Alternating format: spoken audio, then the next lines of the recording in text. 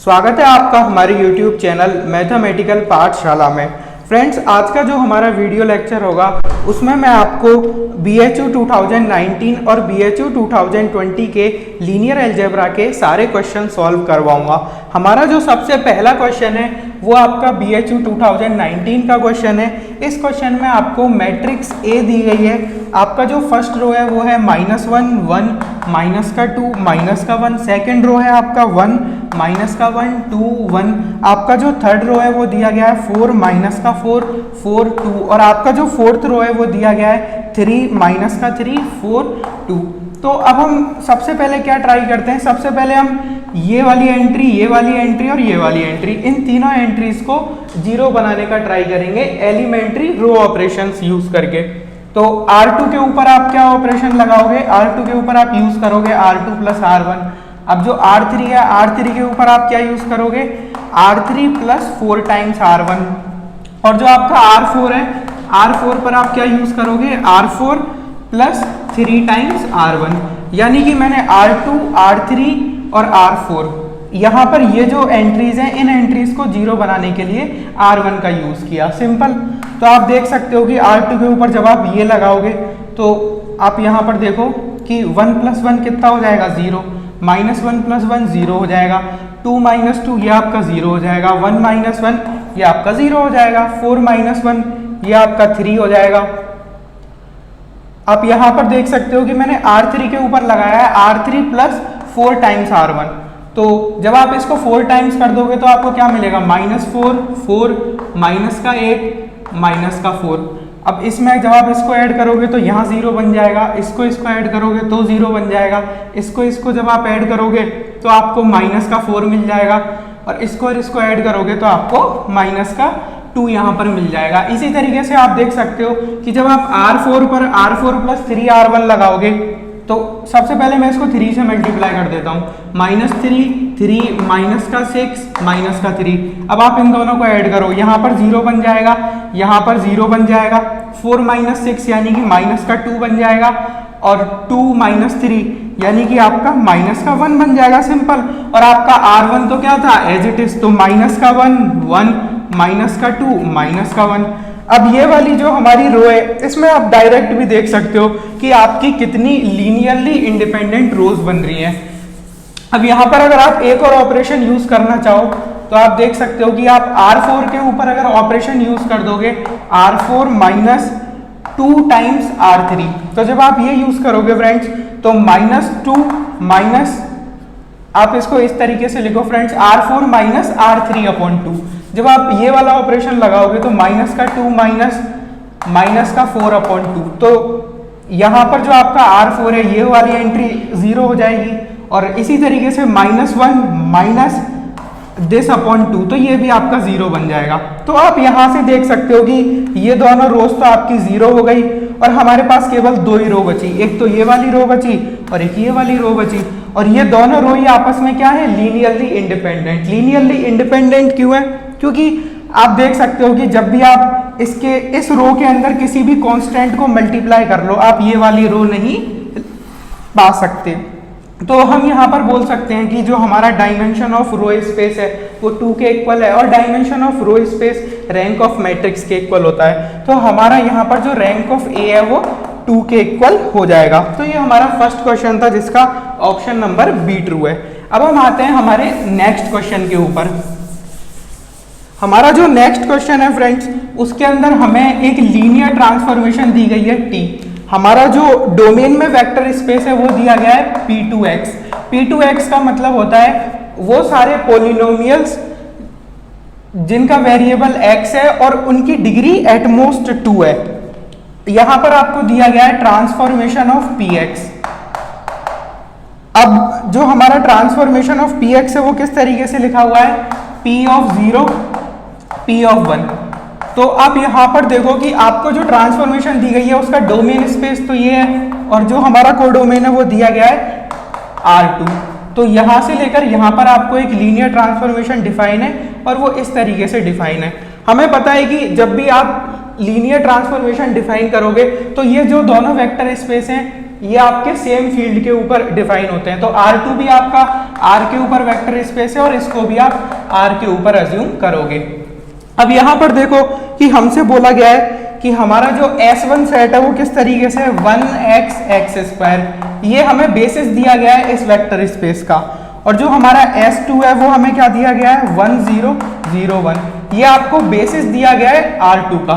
Simple, ये हमारा standard basis है। अब आपको बोला गया है कि आप matrix of T find out करो with respect to S1 and S2। तो यहाँ पर सबसे पहली चीज आप ये देखो कि डायमेंशन ऑफ R2 किसके इक्वल होती है 2 के equal. Dimension of R2 over R ये हमारी 2 के इक्वल होती है। और यहाँ पर आप देखो P2x, इसकी डायमेंशन किसके इक्वल होती है, इसकी डायमेंशन 3 के इक्वल होती है, क्योंकि ये हमें बेसिस दिया हुआ है 1x(x²). तो ऐसे पॉलिनोमियल्स जिनकी डिग्री एट मोस्ट 2 हो उसके लिए ये बेसिस का काम करेगा। सिंपल। तो अब जो हमारी मैट्रिक्स ऑफ लीनियर ट्रांसफॉर्मेशन बनेगी उस मैट्रिक्स की डायमेंशन हम कैसे निकालते हैं, देखो यहाँ पर कितना है 2, तो 2, तो नंबर ऑफ रोज हमारी कितनी बन जाएंगी 2, जो हमारा मैट्रिक्स ऑफ लीनियर ट्रांसफॉर्मेशन होगा उसमें। और जो नंबर ऑफ कॉलम्स हैं वो ये वाला जो हमारा डोमेन स्पेस है इसकी डायमेंशन 3। तो हमें 2×3 की मैट्रिक्स बनानी है। पहली चीज तो हमारा ये क्लियर हुआ।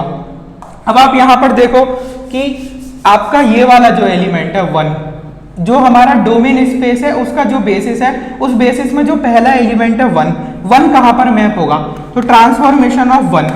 तो आप देख सकते हो कि जब आप px को 1 रख दोगे फ्रेंड्स, तो आपका p(0) क्या हो जाएगा 1, और p(1) भी आपका क्या हो जाएगा 1, क्योंकि ये तो हमारा कांस्टेंट फंक्शन है ना। तो आप देख सकते हो ट्रांसफॉर्मेशन ऑफ 1 आपका किसके इक्वल होगा 1 1 के इक्वल। सिंपल। अब आप देखो ट्रांसफॉर्मेशन ऑफ x क्या होगा p(0). अगर ये पॉलिनोमियल है तो जब x को 0 रखोगे तो 0 मिल जाएगा। p(1), जब x की वैल्यू 1 रखोगे तो आपको 1 मिल जाएगा। अब देखो ये है x², तो ट्रांसफॉर्मेशन ऑफ x² आपका किसके इक्वल हो जाएगा, x को 0 रखो 0, p(1), x को 1 रखो 1। सिंपल। अब आप यहां से देख सकते हो फ्रेंड्स कि मैं इसको रफ करता हूं। आपको क्या करना है, अब ये जो एलिमेंट है ना, इस एलिमेंट को इस वाले बेसिस के, ये S2 जो बेसिस है, इस बेसिस के लीनियर कॉम्बिनेशन में लिखना है। और आप जानते हो कि अगर ये बेसिस है तो हमारा जो लीनियर कॉम्बिनेशन है वो भी यूनिक होगा। तो 1 1 को मैं कैसे लिख सकता हूँ, 1 × 1 0 प्लस 1 × 0 1। ये तो स्टैंडर्ड बेसिस है, तो लीनियर कॉम्बिनेशन भी देखना इजी होगा। इसको मैं क्या लिख सकता हूँ, 0 × 1 0 प्लस 1 × 0 1। ठीक है। अब यहाँ पर देखो पहला कोऑर्डिनेट 0 है, तो 0 × 1 0 प्लस 1 × 0 1। तो ये आप मतलब इजीली देख सकते हो, ये कोई मुश्किल टास्क नहीं है। अब आप इजीली मैट्रिक्स लिख सकते हो। देखो मैट्रिक्स कैसे लिखनी है, ये वाला एलिमेंट 1 है, 1 यहाँ लिखा, ये वाला एलिमेंट 1 है, 1 यहाँ लिखा। यानी कि ये जो हमारे कोऑर्डिनेट्स हैं 1 1, उनको आप फर्स्ट कॉलम में लिखो। ठीक है, फर्स्ट कॉलम। अब ये वाला जो एलिमेंट्स है 0 1, तो इनको आप सेकंड कॉलम में लिखो। यानी कि जो सेकंड बेसिस के एलिमेंट जहां पर मैप हो रहे हैं, उस मैपिंग में जो कोऑर्डिनेट्स आ रहे हैं उनको आप इस तरीके से कॉलम वाइज अरेंज करके लिखोगे। अब देखो यहाँ पर क्या है 0 1, तो यहाँ पर भी आप क्या लिखोगे 0 1। तो हमारी जो मैट्रिक्स है वो क्या मिल जाएगी 1 1 0 1 0 1। तो इस टाइप के क्वेश्चन BHU में बहुत आते हैं और इजी क्वेश्चंस होते हैं। तो हमारा जो ऑप्शन नंबर बी है वो ट्रू हो जाएगा। अब हम आते हैं हमारे नेक्स्ट क्वेश्चन के ऊपर, क्वेश्चन नंबर 3। क्वेश्चन नंबर 3 में आपको बोला गया है कि which of the following is not a सब स्पेस। तो इस टाइप के क्वेश्चंस भी आपने बहुत बार ट्राई किए होंगे। तो आपको एक वेक्टर स्पेस दिया गया है, set of all matrices of order n/n, और इन मैट्रिसेस की एंट्रीज जो है वो रियल नंबर से ली गई है। आपको 4 ऑप्शंस दिए गए हैं। पहला वाला जो ऑप्शन है उसके अंदर आपको दिया गया है W3 = वो सारी मैट्रिसेस MNR में से सच दैट जिनका ट्रेस ऑफ A = 0। और आपको जो ऑप्शन नंबर बी है वो गिवन है। ऑप्शन नंबर बी जो है उसके अंदर दिया गया है W2 = वो सारी मैट्रिसेस MNR में से such that determinant of A = 0। आपको जो W1 है वो दिया गया है वो सारी मैट्रिसेस MNR में से such that A11 equals to 0। Simple. और आपको जो ऑप्शन नंबर डी है उसके अंदर W4 दिया गया है, वो सारी मैट्रिसेस MNR में से such that A transpose equals to A। आपको बताना है कि इनमें से कौन सब स्पेस नहीं है। तो सब स्पेस हम चेक कैसे करते हैं? तो सबसे पहले मैं ऑप्शन नंबर A चेक करता हूं। ऑप्शन नंबर A कैसे चेक करेंगे? कोई भी आप दो आर्बिट्री एलिमेंट लो W3 में से। तो मैंने एक एलिमेंट लिया A, एक एलिमेंट लिया B। आपको ये चेक करना है, अगर मैंने सपोज करो A और B W3 में से लिए, तो मुझे ये चेक करना है कि क्या A plus C times B जो है वो W3 में होगा या फिर नहीं होगा। अगर ये होगा तो हमारा W3 क्या है? वेक्टर सब स्पेस, और C क्या होता है? हमारा स्केलर। तो C बिलोंग्स टू R। तो आप देखो कि अगर A और B W3 में से है तो मैं क्या बोल सकता हूं कि जो मेरा ट्रेस ऑफ A है वो भी 0 है और मेरा जो ट्रेस ऑफ B है वो भी 0 है। तो आप को अगर ये देखना है कि A प्लस सी भी W3 में है या नहीं, तो कैसे देखोगे? आप A प्लस सी भी जो है इसका ट्रेस कैलकुलेट करो। तो हम जानते हैं कि ट्रेस हमारा क्या होता है? लीनियर फंक्शन होता है। तो इसको आप ऐसे लिख सकते हो, trace of A plus trace of C times B। ठीक है। अगर आपको ये वाली प्रॉपर्टी याद भी नहीं है तो आप कोई दो आर्बिट्री मैट्रिक्स लिखो तो आपको बहुत ही इजीली ये बात दिख जाएगी। अब आप यहां पर देखो कि इसको मैं कैसे लिख सकता हूं, ट्रेस ऑफ सी बी। अब ये जो C कांस्टेंट है इसको मैं बाहर लिख सकता हूं। ट्रेस ऑफ A भी 0 है तो ये 0 हो गया, ट्रेस ऑफ B भी 0 है तो ये 0 हो गया। तो यानी कि A प्लस सी बी का क्या हो गया? ट्रेस 0। तो जैसे ही ट्रेस 0 हो गया, A प्लस सी बी आपका किसके अंदर आ गया? W3 के अंदर। और जैसे ही W3 के अंदर आ गया, W3 हमारा क्या बन गया? सब स्पेस। तो ये तो हमारा सब स्पेस है। हमें वो देखना है जो सब स्पेस नहीं है। तो ऑप्शन A हम टिक नहीं करेंगे। अब हम आते हैं ऑप्शन नंबर B के ऊपर। ऑप्शन नंबर B जो है हमारा, उसके अंदर वो सारी मैट्रिसेस दी गई हैं जिनका डिटर्मिनेंट 0 के इक्वल है। तो आप यहां पर देखो कि अगर मैं मैट्रिक्स A को अज्यूम करूं फ्रेंड्स 1 0 0 0, और अगर मैं मैट्रिक्स B को अज्यूम करूं, यहां पर आप देख सकते हो 1 0 0 0। आप यहां पर देखो कि अगर मैं A प्लस B लूं, आप एक बात इजीली नोट कर सकते हो कि यहां पर अब मैं इस वाले पार्ट को रब कर लूं कि आपका जो डिटर्मिनेंट ऑफ A है वो 0 के इक्वल है। यहां पर डिटर्मिनेंट ऑफ B भी आपका 0 के इक्वल है। डिटर्मिनेंट ऑफ B आपका 0 के इक्वल है। और जो आपका A प्लस B मैट्रिक्स है वो क्या होगा? देखो 1 प्लस 0 1, 0 प्लस 1 1, 0 प्लस 0 0, 0 प्लस 0 0। तो अब ये वाली जो मैट्रिक्स है इसका डिटर्मिनेंट क्या आ गया? 1। तो यानी कि आप देख सकते हो कि आपका जो A है और B है वो तो आपका W2 के अंदर आ रहा है, बट आपका A प्लस B W2 के अंदर नहीं आ रहा। तो ये जो हमारा है W2 ये सब स्पेस नहीं होगा। तो हमें वही बताना था जो सब स्पेस नहीं होगा। तो हमारा ऑप्शन नंबर B क्या हो जाएगा? ट्रू। अब उसके बाद आप यहां पर देखो कि आप ऑप्शन नंबर C और D इसे कैसे अप्रोच करोगे। तो ऑप्शन नंबर C भी आपका इजी है। जैसे आपने कोई भी दो मैट्रिक्स ली A और B जो आपका W1 में से बिलोंग कर रही है, ठीक है। अब आपको देखना है कि A प्लस सी बी जो है ये आपका क्या इस प्रॉपर्टी को सेटिस्फाई करेगा। तो आप देख सकते हो कि अगर मैं A को इस तरीके से लिखूं कि A की सारी एंट्रीज में AIJ लिख दूं, B की सारी एंट्रीज में BIJ लिख दूं, तो A प्लस सी बी की एंट्रीज कैसे दिखेंगी? C आपका स्केलर है, ठीक है। इसको मैं स्मॉल बना देता हूं, AIJ plus C times BIJ, ठीक है। अब आप यहां पर देखो कि A प्लस सी बी जो है मैं इसको M नाम दे देता हूं। अब A11 एंट्री क्या है? 0, क्योंकि A और B मैंने क्या लिया? W1 में से। तो A11 0 है और आपका B11 0 है। तो अब आप M11 कैसे लिखोगे? M11 मतलब M को मैं बोल देता हूं MIJ, ठीक है, इसकी जितनी भी एंट्रीज है। तो M11 आपका होगा A11 plus C times B11। तो आप देख सकते हो कि M11 भी आपका क्या हो जाएगा? 0, क्योंकि ये भी 0 ये भी 0। तो आप इजीली देख सकते हो A प्लस सी बी जो है आपका W1 के अंदर आ जाएगा। तो ये आपका सब स्पेस बन जाएगा W1। अब आप देखो W4 के अंदर क्या है? Set of all symmetric matrices. तो जो हमारा set of all symmetric matrices है वो वेक्टर सब स्पेस होता है। आप इजीली प्रूव कर सकते हो कि आपने A और B कोई दो मैट्रिक्स ली जो W4 में है, तो A plus C times B, C आपका स्केलर है। जब आप इसका ट्रांसपोज करोगे तो आपको क्या मिलेगा? A transpose plus C B का ट्रांसपोज। तो आप देख सकते हो कि ये आपका किसके इक्वल हो जाएगा?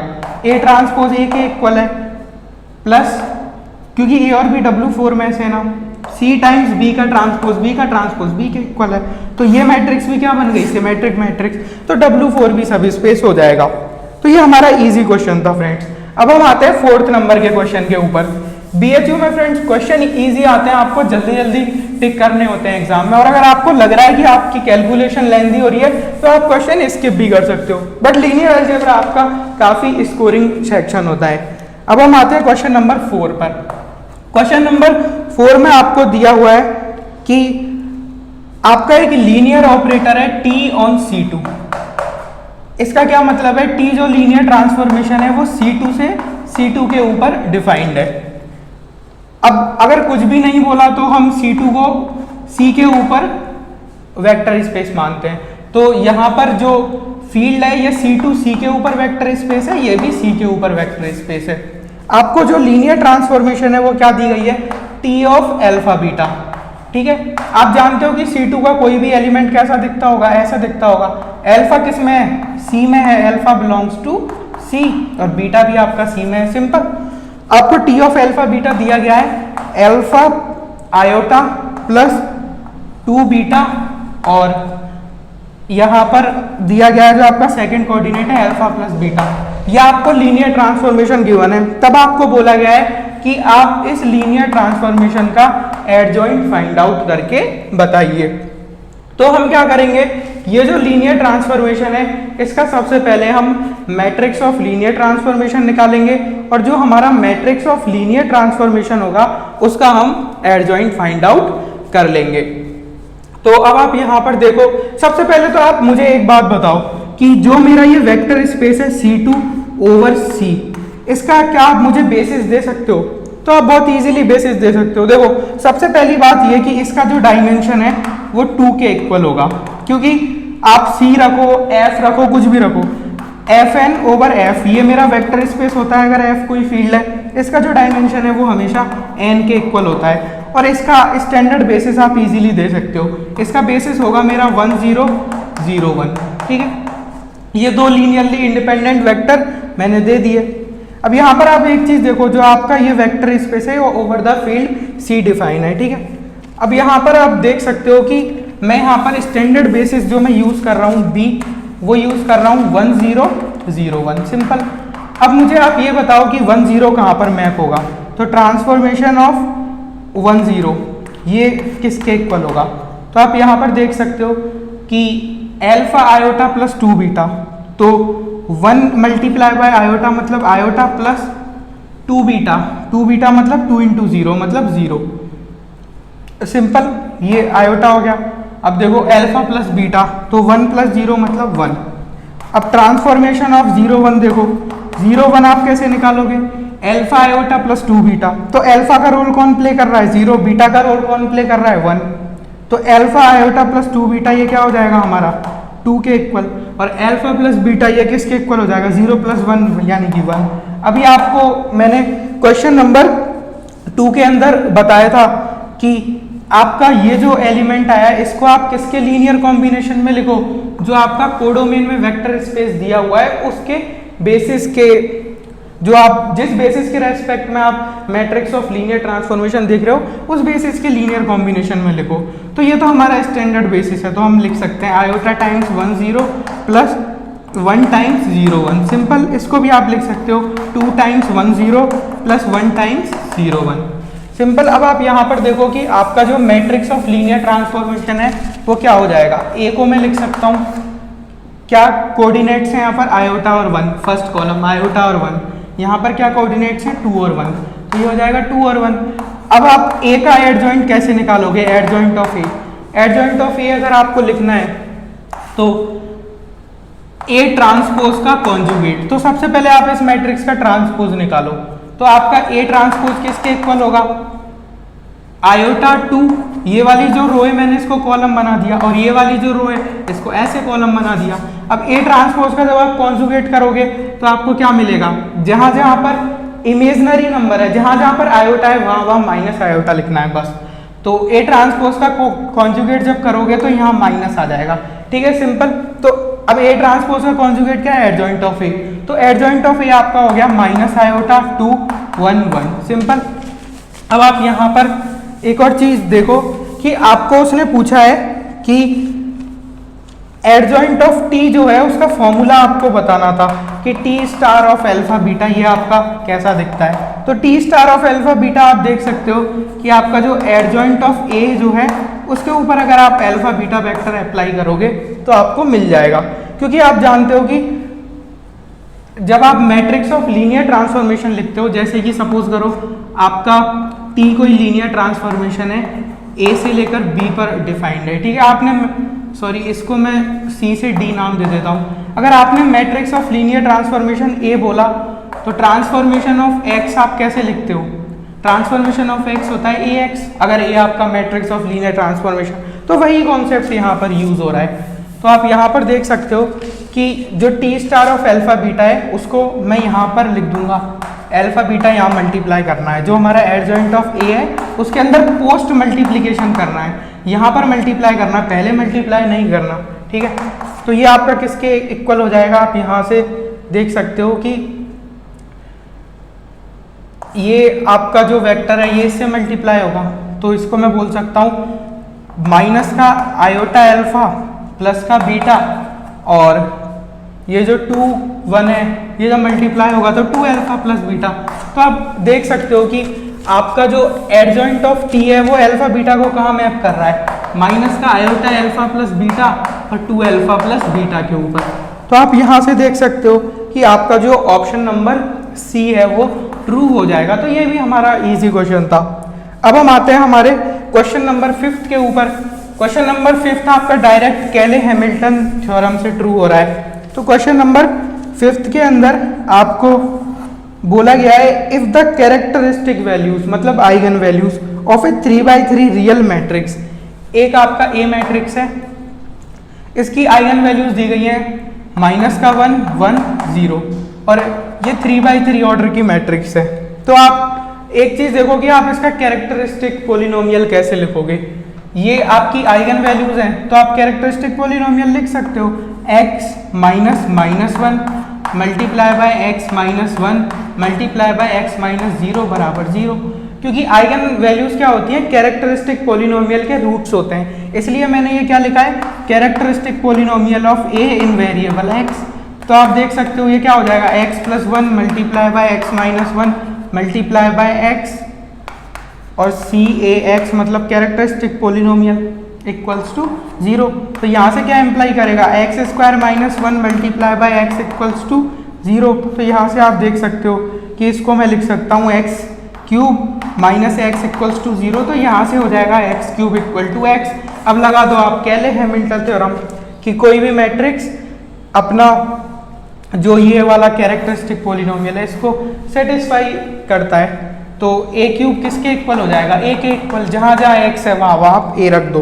तो आप देख सकते हो कि आपका जो ऑप्शन नंबर डी है वो ट्रू हो जाएगा। अब हम आते हैं हमारे नेक्स्ट क्वेश्चन के ऊपर, क्वेश्चन नंबर 6। क्वेश्चन नंबर 6 में आपको एक लीनियर ट्रांसफॉर्मेशन दी गई है टी, जो R2 से R2 के ऊपर डिफाइंड है। आपको किस तरीके से दी गई है transformation of X Y equals to x0। तब आपको बोला गया है कि आप characteristic values of t find out करो। तो कैरेक्टरिस्टिक वैल्यूज ऑफ t हम कैसे फाइंड आउट करेंगे? सबसे पहले आप matrix of linear transformation find out करो। R2 का मैं बेसिस ले रहा हूँ 1 0 0 1, आपको जो अच्छा लगे वो आप ले सकते हो, कोई प्रॉब्लम नहीं है। तो आप देखो कि ट्रांसफॉर्मेशन ऑफ 1 0 क्या होगा? 1 0 किसके ऊपर मैप होगा? एक्स वाई x0 के ऊपर मैप हो रहा है, तो 1 का तो आप 1 ही रहने दो, यहाँ कुछ भी हो आप बस यहाँ 0 लिख दो। अब ट्रांसफॉर्मेशन ऑफ 0 1 ये क्या होगा? देखो 0 किस पर मैप हो रहा है? 0 को 0 रहने दो, यहाँ कुछ भी हो आप 0 लिख दो। तो आप 1 0 को क्या लिख सकते हो? इस बेसिस के जो मेरा कोडोमेन में वेक्टर स्पेस है उसके बेसिस के लीनियर कॉम्बिनेशन में, तो 1 टाइम 1 0 प्लस 0 टाइम 0 1, सिंपल ये आप देख सकते हो 0 टाइम 1 0 प्लस 0 टाइम 0 1। तो आपका जो मैट्रिक्स ऑफ लीनियर ट्रांसफॉर्मेशन है ए वो क्या हो जाएगा? 1 0, ये आपका फर्स्ट कॉलम, 0 0 ये आपका सेकंड कॉलम। आप देख सकते हो ये मैट्रिक्स आपकी क्या है? Diagonal matrix. और जो डायगोनल मैट्रिक्स होती है उसकी आइगन वैल्यूज क्या होती हैं? Diagonal entries. तो आपका जो मैट्रिक्स ए का आइगन वैल्यू है वो क्या हो जाएगा 1 और 0, और जो मैट्रिक्स ए का आइगन वैल्यू है वही आपका टी का आइगन वैल्यू है, तो आपका जो टी का आइगन वैल्यू है वो 1 और 0 हो जाएगा। तो आपका जो क्वेश्चन नंबर 6 है इसका ऑप्शन नंबर ए क्या हो जाएगा ट्रू। अब हम आते हैं हमारे नेक्स्ट क्वेश्चन के ऊपर, क्वेश्चन नंबर 7। क्वेश्चन नंबर 7 में आपको बोला गया है which of the following is A correct statement. तो सबसे पहला जो ऑप्शन है उसमें बोला गया है dimension of C over R is 1। तो क्या ये बात सही है? तो आप यहां पर देखो फ्रेंड्स कि अगर dimension of C over R 1 हो गई तो आप एक एलिमेंट लो कोई भी, जैसे आपने एक एलिमेंट लिया ए नॉन जीरो, तो क्या ये बेसिस बन सकता है बी इक्वल टू ए इस वाले वेक्टर स्पेस के लिए? सी मतलब आपका कॉम्प्लेक्स नंबर। तो यहाँ पर आप कैसे भी करके मतलब सारा की सारा कॉम्प्लेक्स नंबर नहीं जनरेट कर सकते, क्योंकि ए के पास कितनी चॉइस होंगी। ए आप या तो रियल नंबर में से लोगे ए, या फिर आप ए जो है वो कॉम्प्लेक्स नंबर में से लोगे, सिंपल। क्योंकि हम वेक्टर स्पेस सी की डायमेंशन देख रहे हैं ना, तो ए अगर आपने रियल लिया, तो मैं केस फर्स्ट ले रहा हूँ कि अगर आपका ए बिलोंग्स टू आर अगर रियल है, तो आप देख सकते हो कि जितने भी आप लीनियर कॉम्बिनेशन बनाओगे सी टाइम्स ए, तो आपका सी जो है वो फील्ड में से आता है आर में से, तो C belongs to R, A belongs to R, तो सी आपका जो है आर में आ जाएगा।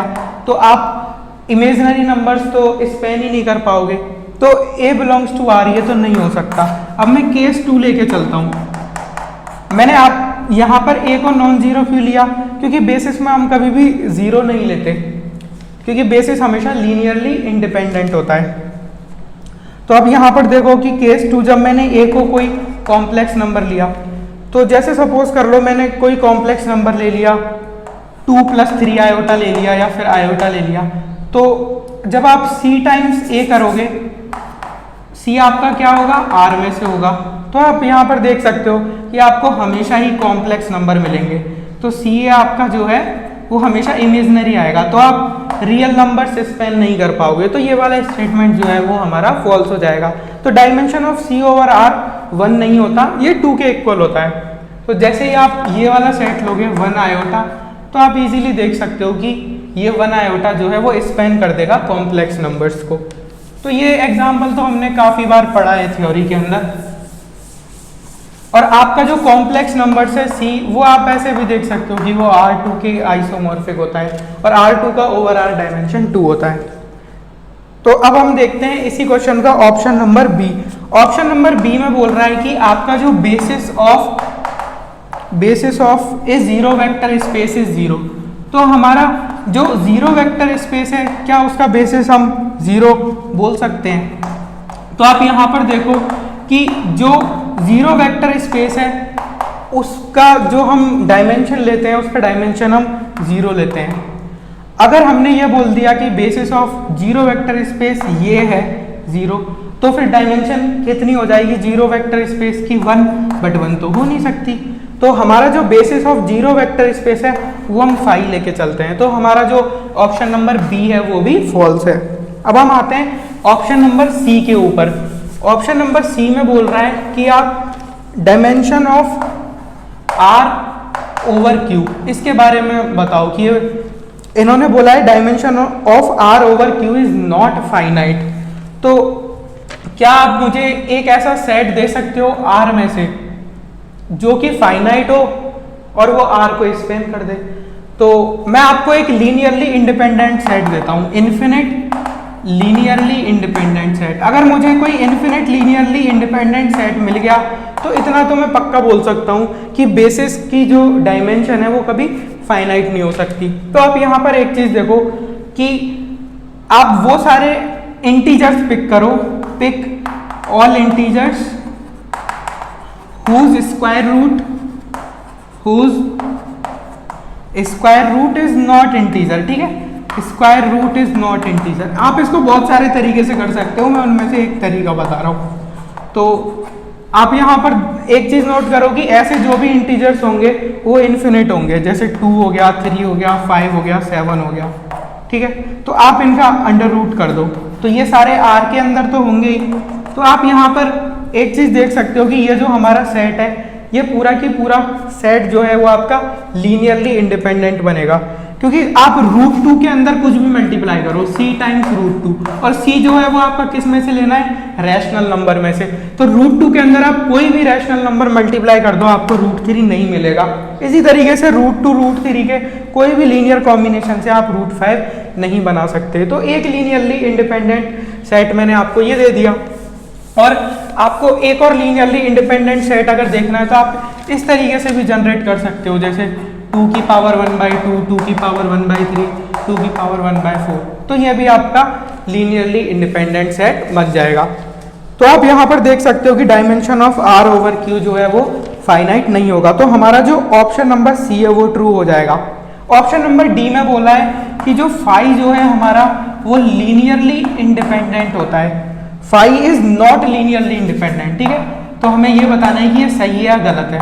तो ये बात गलत है, क्योंकि फाई को हम हमेशा लीनियरली इंडिपेंडेंट लेके चलते हैं। फाई को हम लीनियरली इंडिपेंडेंट क्यों लेके चलते हैं, क्योंकि जो हमारी लीनियरली डिपेंडेंट की डेफिनेशन होती है वो क्या होती है, वो ये बोलता है कि अगर आपके पास v1 v2 v3 ये कोई 3 वेक्टर्स हैं, अगर आप इन्हें लीनियरली डिपेंडेंट बोलना चाहते हो तो α1 v1 plus α2 v2 plus α3 v3 ये आपका 0 के इक्वल होना चाहिए, और कम से कम एक स्केलर आपका नॉन जीरो तो होना ही चाहिए। बट यहाँ पर ऐसा कुछ भी नहीं हो रहा, फाई में आपका कोई एलिमेंट ही नहीं है, तो बाय कन्वेंशन हम इसको लीनियरली इंडिपेंडेंट ही लेके चलते हैं। ये आप एग्जाम के पॉइंट ऑफ व्यू से ध्यान रख सकते हो। तो ऑप्शन नंबर डी में बोला है कि phi is not linearly independent, तो वो गलत हो जाएगा। अब हम आते हैं ऑप्शन नंबर 8 के ऊपर। जो हमारा ऑप्शन नंबर 8 है फ्रेंड्स, उसके अंदर आपको बोला गया है for a unique solution of the following system of linear equation. तो सिस्टम ऑफ लीनियर इक्वेशन का क्वेश्चन हर बार आता है। सिस्टम ऑफ लीनियर इक्वेशन क्या दिया गया है, x plus Y plus Z equals to 6, x plus 2y plus 3z equals to 10, x plus 2y plus lambda Z equals to mu. Simple. अब देखो इसको मैं किस तरीके से लिख रहा हूं, 1 1 1 1 2 3 1 2 lambda x y z equals to 6 10 mu. तो आपको पता है कि जब आप इस सिस्टम का यूनिक सॉल्यूशन देखते हो, ये आपका क्या है, n बाय n मैट्रिक्स। तो अगर ये स्क्वायर मैट्रिक्स है तो आप कैसे देखोगे, जब आपका डिटर्मिनेंट ऑफ ए किसके इक्वल होगा, नॉन जीरो के इक्वल, तो ये इंप्लाई करेगा कि system has unique solution. System has unique solution, ये आप प्रूफ भी कर सकते हो इजीली।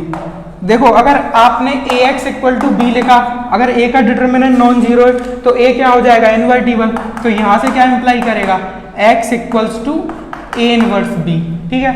आप कोई दूसरा सॉल्यूशन ले लो, जैसे आपने x1 लिया, सपोज करो कोई दूसरा सॉल्यूशन मिल रहा है x2, ax2 equals to b, तो यहाँ से x2 क्या हो जाएगा, a इनवर्स b, तो x1 इक्वल्स टू x2।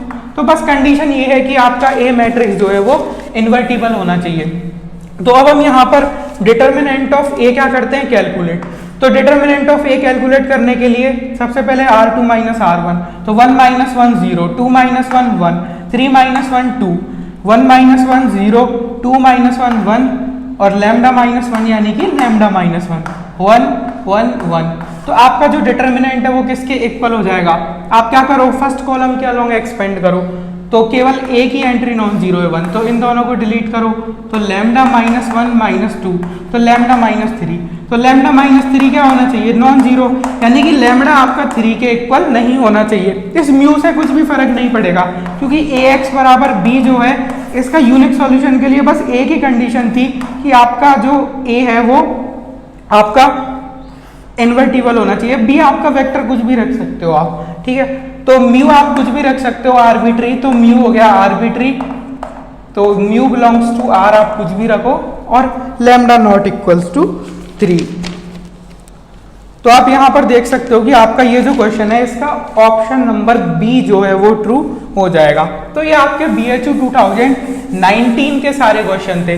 अब हम देखेंगे BHU 2020 के क्वेश्चन। तो 2020 के क्वेश्चंस में हमारा जो सबसे पहला क्वेश्चन है, जो बटिस असाइनमेंट का क्वेश्चन नंबर 9 है, उस क्वेश्चन के अंदर आपको V एक वेक्टर स्पेस दिया गया है, set of all 2x2 matrices का एंट्रीज फ्रॉम रियल नंबर्स।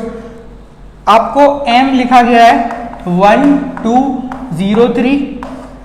आपको ट्रांसफॉर्मेशन ऑफ A क्या लिखा गया है, AM माइनस MA। आपको बोला गया है कि आप रैंक ऑफ T कैलकुलेट करके बताइए।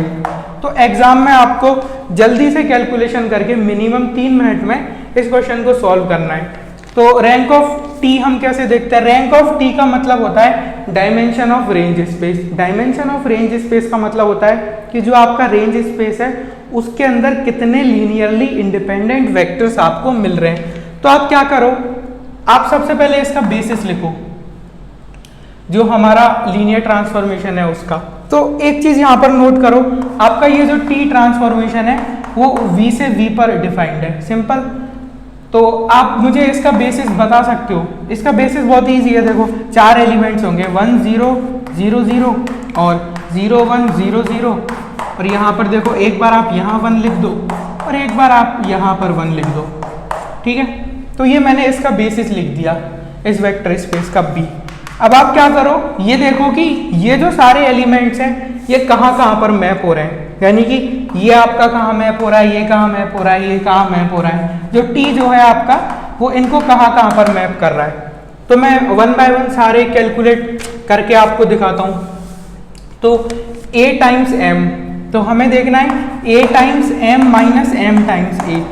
तो A अगर मैंने ये रखा 1 0 0 0 और M क्या है 1 2 0 3 माइनस M टाइम्स A 1 2 0 3 और ये है आपका A 1 0 0 0, simple.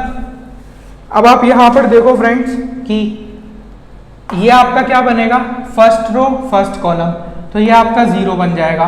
First row second column, तो ये आपका 2 बन जाएगा। ये आपका 0, ये आपका 0 माइनस। इसी तरीके से जब आप यहाँ पर देखोगे फ्रेंड्स, तो फर्स्ट रो फर्स्ट कॉलम ये आपका 1 बन जाएगा। फर्स्ट रो सेकंड कॉलम ये आपका 0 बन जाएगा, ये आपका 0 हो जाएगा और ये भी आपका 0 हो जाएगा। तो अब यहाँ पर देख सकते हो ये आपका किसके इक्वल आ जाएगा, माइनस का 1 2 0 0। तो ये वाला जो एलिमेंट है ये आपका किसके ऊपर मैप हो गया, माइनस का 1 2 0 0, सिंपल। अब हम इसकी मैपिंग देखेंगे, जो ये हमारा। अब यहाँ पर एक चीज देखो फ्रेंड्स कि फर्स्ट रो फर्स्ट कॉलम जब इसको मल्टीप्लाई किया था तो यहाँ 1 आएगा, सिंपल। तो 1 माइनस 1 यानी कि यहाँ 0 हो जाएगा, तो यहाँ पर आप 0 लिख दो, सिंपल। अब यहाँ पर देखो कि अब ये जो दूसरा एलिमेंट है ये कहाँ पर मैप होगा, और इसी तरीके से ये सारे आपको इसी तरीके से मल्टीप्लाई करके देखने हैं। तो दूसरा जो है उसमें यहाँ पर 1 आ जाएगा केवल, ठीक है, और ये 0। इसी तरीके से यहाँ पर आप देख सकते हो कि 0 1 0 0। तो जब आप इसको मल्टीप्लाई करोगे फर्स्ट रो फर्स्ट कॉलम ये 0, इसी तरीके से जब आप यहाँ मल्टीप्लाई करोगे तो यहाँ आपको 3 मिल जाएगा, और यहाँ तो 0 0 है माइनस। जब आप इसको मल्टीप्लाई करोगे तो 0, इसको इससे मल्टीप्लाई करोगे 1, ये देखोगे तो आपको 0 मिल जाएगा, ये 0 हो जाएगा। तो इसी तरीके से आप जब माइनस करोगे तो 0 2 0 0, और यहाँ पर ये वाला जो केस है आपका, इस वाले केस में भी 0 2 0 0 आ जाएगा।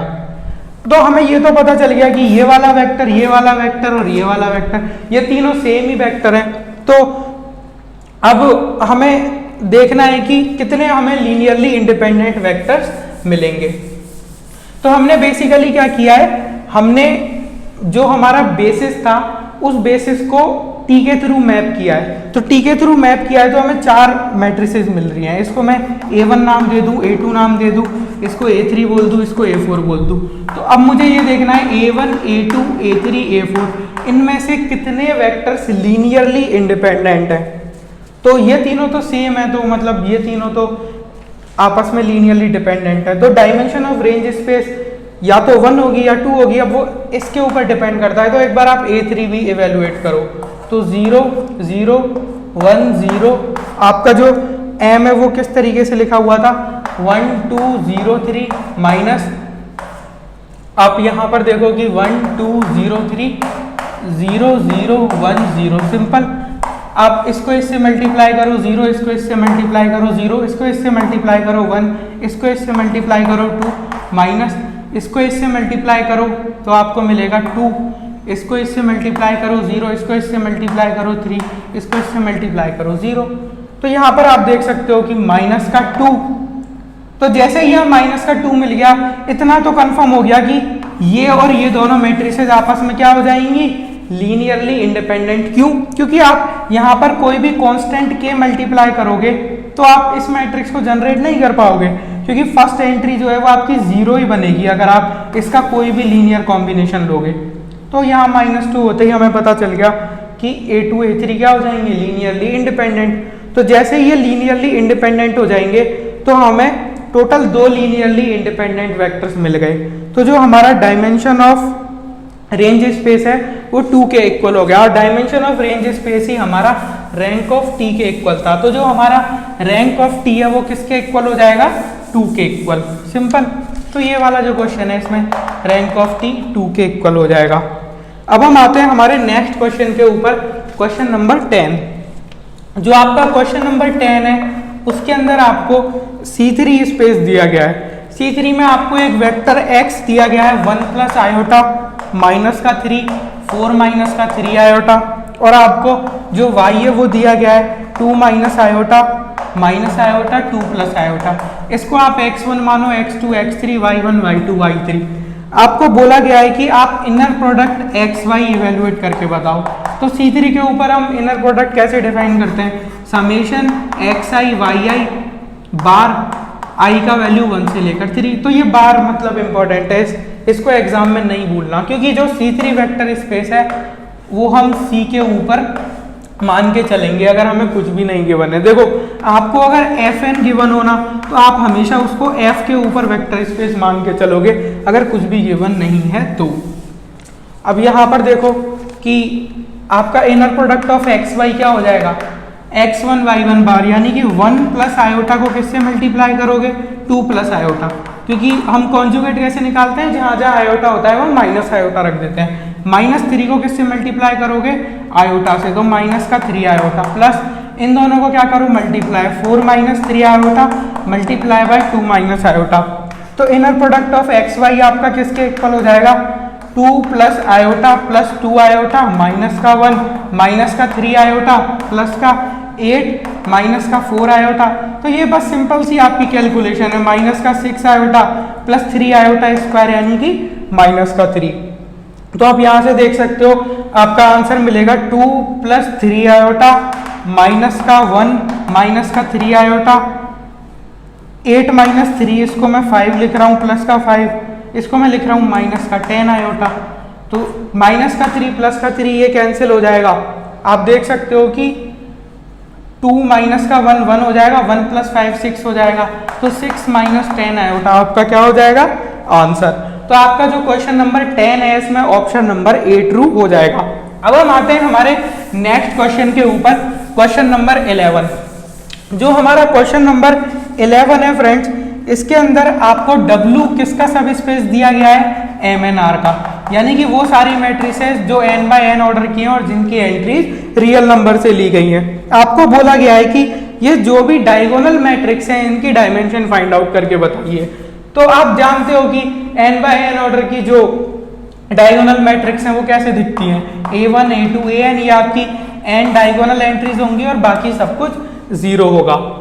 तो आप W जो ये सब स्पेस है डायगोनल मैट्रिसेस का, इसकी डायमेंशन आप इजीली देख सकते हो। आप इसका बेसिस कैसे बनाओगे, देखो एक एलिमेंट होगा A1 के अलावा सब कुछ 0, मतलब ठीक है, एक एलिमेंट ये हो गया बेसिस में, और दूसरा एलिमेंट क्या हो गया A2 नॉन जीरो और बाकी पूरी मैट्रिक्स 0। तो इसी तरीके से आप n एलिमेंट्स बेसिस में देख सकते हो। तो हमारा जो डायमेंशन ऑफ W है वो n के इक्वल हो जाएगा। तो ये हमारा मुश्किल टास्क नहीं है। अब हम आते हैं क्वेश्चन नंबर 12 के ऊपर। क्वेश्चन नंबर 12 में आपको रैंक नलिटी थ्योरम यूज करनी है। क्वेश्चन नंबर 12 में आपको बोला गया है कि आप nullity of T find out करके बताइए। टी आपका जो लीनियर ट्रांसफॉर्मेशन है वो v से v के ऊपर दिया गया है। तो इस क्वेश्चन को आप क्वेश्चन नंबर 9 से रिलेट करो, सेम वही क्वेश्चन है। क्वेश्चन नंबर 9 में क्या पूछा था, रैंक ऑफ टी, इधर क्या पूछ रहा है, नलिटी ऑफ टी। और v जो है वो आपका क्या है, 2x2 मैट्रिक्स है जिसकी एंट्रीज रियल नंबर से ली गई है। तो आप देखो कि आपका जो रैंक ऑफ टी है और नलिटी ऑफ टी है, ये रैंक नलिटी थ्योरम से किसके इक्वल होता है, dimension of domain space. Domain space क्या है, ये वाला, इसकी डायमेंशन 4 थी। हमने क्वेश्चन नंबर 9 में निकाला था कि हमारा जो रैंक ऑफ टी है वो किसके इक्वल था, 2 के इक्वल। तो आप देख सकते हो नलिटी ऑफ टी में जब 2 ऐड करोगे तो 4 आना चाहिए। तो यहाँ से क्या एम्प्लाई करेगा, मेरा जो नलिटी ऑफ टी है वो 2 के इक्वल हो जाएगा। तो आप यहाँ पर देख सकते हो कि ऑप्शन नंबर डी जो है वो आपका ट्रू हो जाएगा। अब हम आते हैं हमारे नेक्स्ट क्वेश्चन के ऊपर, क्वेश्चन नंबर 13। क्वेश्चन नंबर 13 ये आपका प्योरली कैलकुलेशन है, मतलब इसमें इतना मुश्किल टास्क नहीं है। 1 4 3 ये आपको एक मैट्रिक्स दी गई है 2 7 9 और इसका जो थर्ड रो है वो दिया गया है 5 8 8। ये आपका किसके इक्वल है, L11 0 0, L21 L22 0, L31 L32 minus का 53 1 0 0, U12 1 0, U13 U23 1। सिंपल। अब आप यहां पर देखो कि आपको यहां पर बोला गया है कि आप a की वैल्यू फाइंड आउट करके बताओ। सिंपल, ये मैट्रिक्स मल्टीप्लिकेशन है। तो आप देख सकते हो कि फर्स्ट रो आपका यहां पर क्या मिलेगा, इसको इससे मल्टीप्लाई करो L11। अब L11 किसके इक्वल होगा, 1 के इक्वल। तो L11 का वैल्यू 1 आ गया। अब इसको इससे मल्टीप्लाई करोगे तो L11 U12, तो L11 U12 किसके इक्वल है, 4 के इक्वल। अब L11 तो 1 था तो U12 मेरा किसके इक्वल आ गया, 4 के इक्वल। अब आप क्या करो, ये वाली एंट्री देखो। तो ये वाली एंट्री कैसे देखोगे, इसको इससे मल्टीप्लाई करो तो L11 U13, L11 आपका 1 के इक्वल था तो U13 आपका किसके इक्वल आ जाएगा, 3 के इक्वल। ठीक है, फर्स्ट रो का हमारा काम हो गया।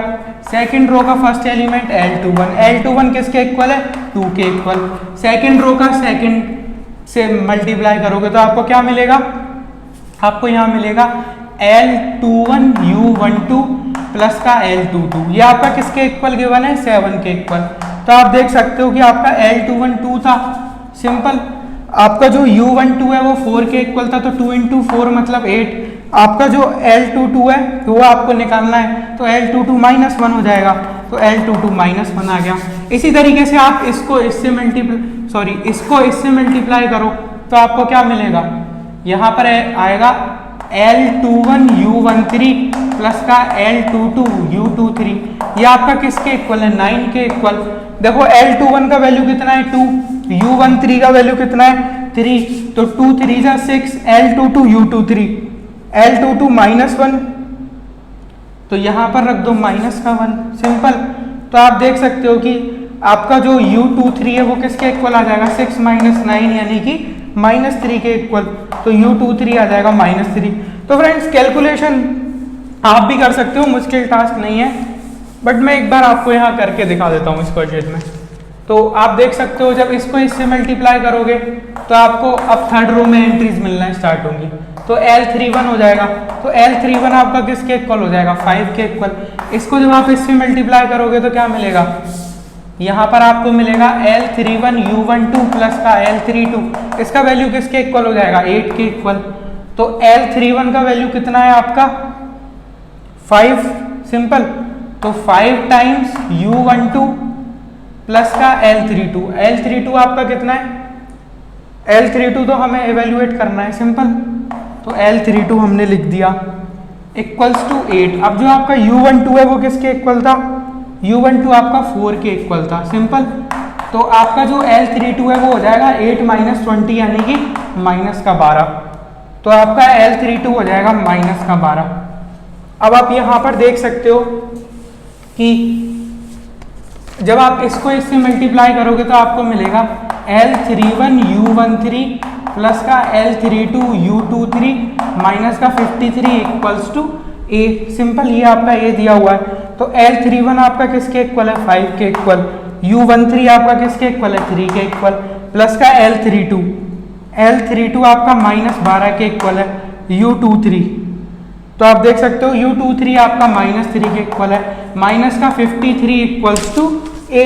तो आप यहाँ से देख सकते हो 15 प्लस 36 माइनस का 53 इक्वल्स टू A। तो आप यहाँ से इजीली देख सकते हो कि 36 और 15 जब आप दोनों को जोड़ोगे तो 51 माइनस 53 इक्वल्स टू A। तो आपका जो A का वैल्यू है वो किसके इक्वल हो जाएगा, -2 के इक्वल। तो क्वेश्चन नंबर 13 जो है उसमें आपका ऑप्शन नंबर डी ट्रू हो जाएगा। अब हम आते हैं क्वेश्चन नंबर 14 के ऊपर। तो आप देख रहे हो फ्रेंड्स कि यहाँ पर बस matrix of linear transformation, matrix multiplication, इसी तरीके के मैक्सिमम नंबर ऑफ क्वेश्चंस आपको यहाँ पर इस एग्जाम में देखने को मिलेंगे। तो अब हम देखते हैं हमारा next question, question number 14। Question number 14 में आपको क्या दिया गया है, T एक आपका लीनियर ट्रांसफॉर्मेशन है जो R3 से लेकर R3 के ऊपर डिफाइंड है। तो T के अंदर आपको दिया गया है transformation of x1 x2 x3 जो है वो लिखा गया है x1 प्लस 3x2 प्लस का 2x3, 3x1 प्लस का 4x2 प्लस का x3, 2x1 plus x2 minus का x3। सिंपल। अब आपको बोला गया है कि आप dimension of range space of T square यानी कि रैंक ऑफ टी स्क्वायर। तो आप क्या करो, सबसे पहले मैट्रिक्स ऑफ लीनियर ट्रांसफॉर्मेशन निकालो। तो R3 का बेसिस मैं लिखूंगा 1 0 0 0 1 0 0 0 1। तो आप ये देखो कि ये T जो है इन्हें कहाँ पर मैप कर रहा है। तो T का मैपिंग कैसे होगा, देखो x1 plus 3x2 plus 2x3।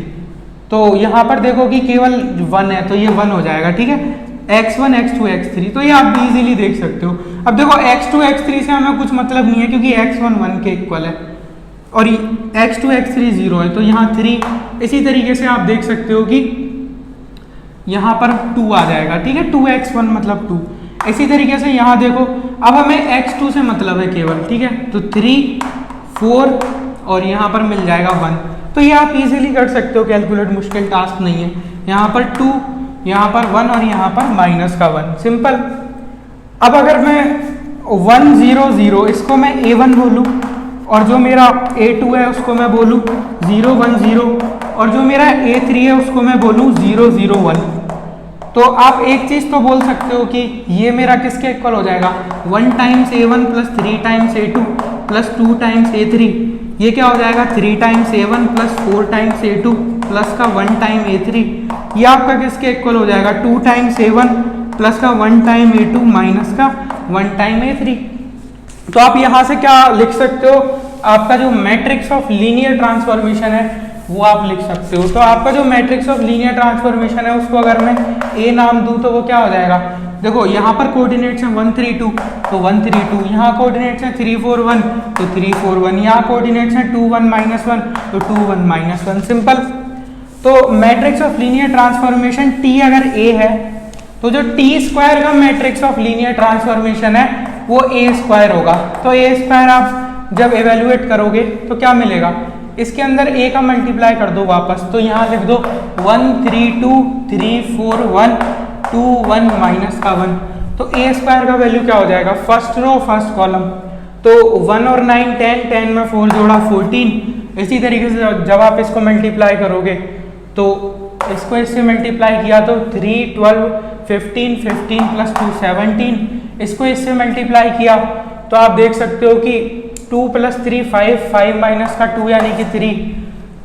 और जब आप इसको इससे मल्टीप्लाई करोगे तो 3 12 15 15 2 17 और इसको इससे मल्टीप्लाई करोगे तो 9 16 25 25 और 1 26। तो कैलकुलेशन आप एक बार देख सकते हो कि 9 16 25 25 1 26। तो इसको जब आप इससे मल्टीप्लाई करोगे तो 6 4 10 9, ठीक है। इसको इससे मल्टीप्लाई करोगे तो 2 प्लस 3 5 5 माइनस 2 3 और जब आप इसको इससे मल्टीप्लाई करोगे तो 6 4 10, यहाँ पर आपको 11 मिल जाएगा और जब आप इसको इससे मल्टीप्लाई करोगे 5 माइनस 1 आपको 4 मिल जाएगा, ठीक है। तो ये आपका A स्क्वायर हो गया। तो आपका जो रैंक ऑफ A स्क्वायर है वो आपका किसके इक्वल होगा, रैंक ऑफ ए स्क्वायर जो है हमसे क्वेश्चन में पूछा था, dimension of range space of T square, dimension of range space of T square, simple. तो आप रैंक ऑफ ए स्क्वायर कैसे निकालोगे, तो रैंक ऑफ ए स्क्वायर निकालने के लिए आप सबसे पहले एक काम करो कि 17 में से 3 माइनस करो, ठीक है। हम R2 माइनस R1 लगाते हैं, सॉरी R2 के ऊपर लगाते हैं R2 माइनस R3, तो 17 में से 3 माइनस करा तो 14, 26 में से 11 माइनस करा तो आप देख सकते हो 26 माइनस 11 आपको मिल जाएगा 15, और 9 में से 4 माइनस करा तो आपको मिल जाएगा 5, ठीक है। तो आप यहाँ पर एक चीज़ क्या नोट कर सकते हो कि आपका ये दोनों रोज जो है वो आपको यहाँ पर नंबर ऑफ लीनियरली इंडिपेंडेंट रोज देखनी है। तो सबसे पहले आप एक चीज नोट करो कि आप determinant of A square calculate करना है एग्जाम के अंदर, वो आपका 0 के इक्वल आ जाएगा। तो डिटर्मिनेंट ऑफ ए स्क्वायर 0 के इक्वल आ गया तो हमें इतना तो आइडिया लग गया कि rank of A square less than 3 होगा। तो rank of A square less than 3 होगा तो क्या क्या चॉइस है, 0 1 2, तो 0 तो हमारी चॉइस ही मिट गई। 0 चॉइस क्यों मिट गई, क्योंकि ये 0 मैट्रिक्स नहीं है। तो अब या तो रैंक 1 होगी या फिर 2 होगी। तो आप यहाँ पर एक चीज नोट कर सकते हो कि रैंक कभी 1 भी नहीं हो सकती। 1 क्यों नहीं हो सकती, क्योंकि यहाँ पर कम से कम 2 आपको लीनियरली इंडिपेंडेंट रोज मिल रही है। वो कैसे मिल रही है, देखो आप इस वाली रो को देखो, ये वाली जो रो है 14 17 3, आप इसमें कांस्टेंट k का मल्टीप्लाई करो तो क्या आप कभी ये बना सकते हो, सेकंड रो 14 15 5, क्या कभी ये जनरेट कर सकते हो, नहीं कर सकते। क्यों जनरेट नहीं कर सकते, क्योंकि 14 k इक्वल टू 14 ये क्या इंप्लाई करेगा, k इक्वल टू 1, बट आपने k को 1 रख दिया तो 17 k का भी 15 के इक्वल होगा ही नहीं। तो कम से कम 2 लीनियरली इंडिपेंडेंट रो तो मिल ही रही है। तो हमारा जो रैंक ऑफ ए स्क्वायर है वो 2 हो जाएगा, और रैंक ऑफ ए स्क्वायर 2 हो गया तो dimension of range space of T square वो भी 2 के इक्वल हो जाएगा। तो क्वेश्चन नंबर 14 जो है इसमें आपका ऑप्शन नंबर डी जो है वो ट्रू हो जाएगा। अब हम आते हैं हमारे नेक्स्ट क्वेश्चन के ऊपर, क्वेश्चन नंबर 15। क्वेश्चन नंबर 15 आपका अच्छा क्वेश्चन है।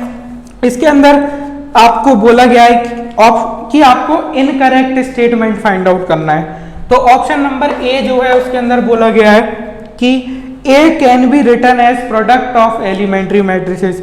ए आपको इन्वर्टिबल मैट्रिक्स दी गई है। ए क्या है, इन्वर्टिबल मैट्रिक्स। बोला गया है कि क्या ए को आप प्रोडक्ट ऑफ एलिमेंट्री मैट्रिसेस लिख सकते हो। तो सबसे पहला क्वेश्चन, एलिमेंट्री मैट्रिसेस का मतलब क्या होता है। एलिमेंट्री मैट्रिसेस का मतलब मैं आपको बताता हूं। जैसे आप कोई भी n बाई n ऑर्डर की एलिमेंट्री मैट्रिक्स देखना चाहते हो, ठीक है, n को मैं 3 मान लेता हूँ, 3 बाई 3 ऑर्डर की। तो आप सबसे पहले आइडेंटिटी मैट्रिक्स देखो, 0 1 0 0 1 0 0 0 1 0 0 0 1, ठीक है, ये 3 ऑर्डर की आइडेंटिटी मैट्रिक्स है। इसमें सिंगल एलिमेंट्री रो ऑपरेशन लगाओ। एलिमेंट्री रो ऑपरेशन कितने होते हैं, 3 होते हैं। रो एक्सचेंज, रो को आप किसी कांस्टेंट से मल्टीप्लाई कर दो, या फिर रो को किसी अदर रो के लीनियर कॉम्बिनेशन में लिख के ऐड कर दो। तो आप जानते हो एलिमेंट्री रो ऑपरेशन क्या होता है। इसके ऊपर सिंगल एलिमेंट्री रो ऑपरेशन लगाओ, सिंगल एलिमेंट्री रो ऑपरेशन। तो जो सिंगल एलिमेंट्री रो ऑपरेशन लगाने पर जो आपको मैट्रिक्स मिलेगा उस मैट्रिक्स को हम बोलते हैं एलिमेंट्री मैट्रिक्स, ठीक है। तो एलिमेंट्री मैट्रिक्स का कॉन्सेप्ट क्लियर हुआ। अब एक थ्योरम होती है फ्रेंड्स कि आप जैसे सपोज करो आपने कोई मैट्रिक्स ए ली, ए के ऊपर आपने कोई भी एलिमेंट्री रो ऑपरेशन लगाया। तो जैसे एलिमेंट्री रो ऑपरेशन लगाया आपने कोई भी लगाया, जैसे R1 को R2 से एक्सचेंज कर दिया, तो इसके करस्पॉन्डिंग आपको हमेशा एक ऐसी एलिमेंट्री मैट्रिक्स मिलती है। यानी कि सपोज करो आपने E1 एलिमेंट्री रो ऑपरेशन लगाया, तो E1 एलिमेंट्री रो ऑपरेशन अगर आपने ए के ऊपर लगाया, ए आपका कोई भी आर्बिट्री मैट्रिक्स है, जैसे A B C D E F G H I। तो इसके ऊपर मैंने एलिमेंट्री रो ऑपरेशन लगाया, R1 और R2 को क्या कर दिया, एक्सचेंज। तो E1 A मतलब क्या है कि जब मैं ए के ऊपर ये अप्लाई कर रहा हूं तो ए कैसा दिख रहा है, तो वो जो जैसा दिख रहा है ना वो पता है कैसा दिखता है, वो दिखता है जो मैट्रिक्स ए है ना, ए के अंदर आप किसी एलिमेंट्री मैट्रिक्स का क्या करते हो, आप प्री मल्टीप्लिकेशन करते हो, ये एक थ्योरम होती है, ठीक है। तो इस थ्योरम को मैं यूज करूंगा इस कॉन्सेप्ट को प्रूफ करने में कि A can be written as product of elementary matrices. तो अब यहाँ पर आप देखो कि जब आप 12th क्लास में by using elementary row operation किसी मैट्रिक्स का इनवर्स कैसे फाइंड आउट करते थे, आप क्या करते थे, एक तरफ ए लिखते थे, ए को आई ए के इक्वल लिखते थे, सिंपल। तो ये वाली जो चीजें हैं ये क्रैश कोर्स में थ्योरी में भी है, ये एलिमेंट्री मैट्रिसेस के कॉन्सेप्ट, इन्वर्टिबल मैट्रिसेस के कॉन्सेप्ट, एलिमेंट्री रो ऑपरेशन। तो ये काफी बेसिक क्वेश्चन है हमारा, मतलब बेसिक ऑप्शन है, ऑप्शन नंबर ए। तो इसको मैं अच्छे से एक्सप्लेन करता हूँ आपको। तो जैसे सपोज करो एक मैट्रिक्स है A B C D E F G H I, आप यहाँ पर लिखते थे 1 0 0 0 1 0 0 0 0 और यहाँ पर ए। आप क्या करते थे, आप sequence of elementary row operation use करते थे। जैसे आपने E1 E2 En ये एलिमेंट्री रो ऑपरेशन यूज किया और आप इसको आइडेंटिटी मैट्रिक्स बना देते थे, ठीक है। इसको आप क्या बना देते थे, आइडेंटिटी मैट्रिक्स। इसको आप ऐसे कन्वर्ट कर देते 0 0 0 0 1 0 0 0 1, ठीक है। तो इसके करस्पॉन्डिंग जो चीज आप यहाँ करते थे ना, वही चीज आप यहाँ करते थे इस आइडेंटिटी मैट्रिक्स के ऊपर। तो आपको जो मैट्रिक्स मिलता था वो आपका किस तरीके से मिलता था, जो आपका यहाँ पर जो मैट्रिक्स मिलेगा वो आपका, सपोज करो मैं उसको बी नाम दे देता हूं और यहाँ पर ए मैट्रिक्स है। तो आप ऐसा क्यों करते थे कि जो ऑपरेशन आप यहाँ लगा रहे हो वो आप यहाँ लगा रहे हो, मतलब क्यों, जैसे सपोज करो आपने R2 के ऊपर लगाया कि आपने R2 R3 को एक्सचेंज कर दिया, तो वही सेम चीज आप यहाँ करते थे। क्यों करते थे, क्योंकि एलिमेंट्री रो ऑपरेशन का मतलब होता है किसी जो मेरी एलिमेंट्री मैट्रिक्स है उससे प्री मल्टीप्लिकेशन। तो जो प्री मल्टीप्लिकेशन आप यहाँ कर रहे हो वही आपको यहाँ करना पड़ेगा, मतलब सेम एलिमेंट्री रो ऑपरेशन आपको यहाँ लगाना पड़ेगा। तो अगर ये आइडेंटिटी मैट्रिक्स में कन्वर्ट हो गया तो I इक्वल टू क्या हो गया, बी ए। अब आप यहाँ पर एक चीज देखो कि I इक्वल टू अगर आपका बी ए हो गया तो बी तो आपका क्या है, ए इनवर्स, ठीक है। तो I मेरा किसके इक्वल हो गया, ए इनवर्स ए के इक्वल। अब आप यहाँ पर देखो कि ये जो मेरा ए इनवर्स है ये किस तरीके से बना था। ए इनवर्स में मैंने क्या किया था, आइडेंटिटी मैट्रिक्स के पीछे पीछे मैंने आइडेंटिटी मैट्रिक्स पर बहुत सारे एलिमेंट्री रो ऑपरेशन लगाए थे। एलिमेंट्री रो ऑपरेशन का लगाने का क्या मतलब है, मैंने प्री मल्टीप्लिकेशन किया था एलिमेंट्री मैट्रिसेस से, E1 E2 E3 E4। तो इन सब का प्रोडक्ट होके ही तो मुझे ए इनवर्स मिला है, और आइडेंटिटी भी खुद में एक क्या होता है, एलिमेंट्री मैट्रिक्स। तो आप किसी भी इन्वर्टिबल मैट्रिक्स को एलिमेंट्री मैट्रिसेस का प्रोडक्ट बोल सकते हो। तो ऑप्शन नंबर ए में बोला है कि A can be written as product of elementary matrices, तो ये बात सही है। अब हम आते हैं ऑप्शन नंबर बी के ऊपर। ऑप्शन नंबर बी में बोला है कि nullity of A is not equal to 0 अगर आपका ए क्या है, इन्वर्टिबल। तो आप जानते हो कि अगर ए आपका इन्वर्टिबल है तो किसी भी मैट्रिक्स के करस्पॉन्डिंग आप एक लीनियर ट्रांसफॉर्मेशन लिख सकते हो, ठीक है। तो अगर आप T एक लीनियर ट्रांसफॉर्मेशन मानो जिसका matrix of linear transformation A है। अब आप देखो A जो है, A का ऑर्डर आपको दिया गया है। अब A इन्वर्टिबल है तो A स्क्वायर मैट्रिक्स होगी, तो A का ऑर्डर ऑब्वियस सी बात है n बाय n हम लेके चलते हैं, ठीक है। अब आप यहाँ पर देखो कि अगर आप ऐसे देखो Ax बराबर 0, ठीक है। नलिटी क्या होता है, यहाँ पर जो x सॉल्यूशन स्पेस है उसकी डायमेंशन। तो आप यहाँ पर देखो, आप इस मैट्रिक्स को अगर आप किसी लीनियर ट्रांसफॉर्मेशन से रिलेट करो, जैसे T कोई मेरा V से लेकर V पर लीनियर ट्रांसफॉर्मेशन है जिसका matrix of linear transformation A है, तो मैं क्या बोल सकता हूँ कि जो मेरा नलिटी ऑफ A है प्लस जो मेरा रैंक ऑफ A है वो किसके इक्वल होगा। अब यहाँ पर देखो नंबर ऑफ कॉलम्स कितने हैं, n, तो नंबर ऑफ कॉलम्स यानी कि n के इक्वल होता है। बेसिकली आप देख रहे हो कि ये जो V1 और V2 है, ठीक है। अगर सपोज करो मेरा A में कोई m बाय n ऑर्डर की मैट्रिक्स लेता तो मैं इस मैट्रिक्स को किस लीनियर ट्रांसफॉर्मेशन के रेस्पेक्ट में देखता, मैं V2 की डायमेंशन लेता m और V1 की डायमेंशन लेता n। तो आप जानते हो कि rank of T plus nullity of T जो है वो डायमेंशन ऑफ V1 होता है। डायमेंशन ऑफ V1 n मतलब डायमेंशन ऑफ V1 जो है वो नंबर ऑफ कॉलम्स n। तो ये चीज आप थोड़ा ध्यान रखना। अब आप यहाँ पर एक चीज देखो, जब भी आपकी मैट्रिक्स इन्वर्टिबल होती है, ठीक है, तो अगर A आपका इन्वर्टिबल है तो आपकी जितनी भी रोज हैं वो आपस में क्या होती हैं, लीनियरली इंडिपेंडेंट। तो जो रैंक ऑफ A है, rank of A exactly n होती है, और rank of A rank of T मतलब बराबर ही बात होती है। तो आप देख सकते हो कि आप इसको ऐसे भी लिख सकते हो कि मतलब rank of A plus rank of plus nullity of A equals to n। तो अगर रैंक ऑफ A n के इक्वल हो गया तो n plus nullity of A equals to n। तो यहाँ से आप बोल सकते हो नलिटी ऑफ A आपका 0 के इक्वल होगा। तो किसी भी इन्वर्टिबल मैट्रिक्स की नलिटी 0 के इक्वल होती है। तो आपका जो ऑप्शन नंबर बी है वो आप टिक करोगे, क्योंकि आपसे इनकरेक्ट पूछ रहा था, नलिटी ऑफ A कभी नॉन जीरो नहीं हो सकती। ऑप्शन नंबर सी में बोल रहा है determinant of A is non zero. तो ये इन्वर्टिबल मैट्रिक्स का डिटर्मिनेंट हमेशा नॉन जीरो होता है। उसके बाद ऑप्शन नंबर डी में बोल रहा है zero is not an eigen value of A। तो जो इन्वर्टिबल मैट्रिक्स है उसकी कभी भी जीरो आइगन वैल्यू नहीं होती। तो ऑप्शन नंबर डी जो है वो मतलब सही बोल रहा है, इसलिए हम टिक नहीं करेंगे। अब हम देखते हैं हमारा नेक्स्ट क्वेश्चन। ये जो क्वेश्चन है फ्रेंड्स, इस क्वेश्चन में आपको बोला गया है let A be a matrix. A जो आपकी मैट्रिक्स है उसका ऑर्डर आपको दिया गया है n बाय n। आपको बोला गया है कि मैट्रिक्स ए जो है इस कंडीशन को सेटिस्फाई करता है, a की पावर 4 इक्वल्स टू माइनस का 1.6 a स्क्वायर माइनस का 0.64 i। तब आपको बोला गया है कि आप limit m is tending to infinite a की पावर m इसकी वैल्यू फाइंड आउट करके बताओ। ये जो क्वेश्चन है फ्रेंड्स हमारा, ये MSc एंट्रेंस के सिलेबस के स्कोप से बाहर का क्वेश्चन है। तो एक आध क्वेश्चन अगर इतना आपको एग्जाम में पैनिक करे तो आप उसको स्किप भी कर सकते हो, बट अभी हम इसका सॉल्यूशन देख रहे हैं तो मैं आपको इस क्वेश्चन का प्रॉपर सॉल्यूशन बताता हूं।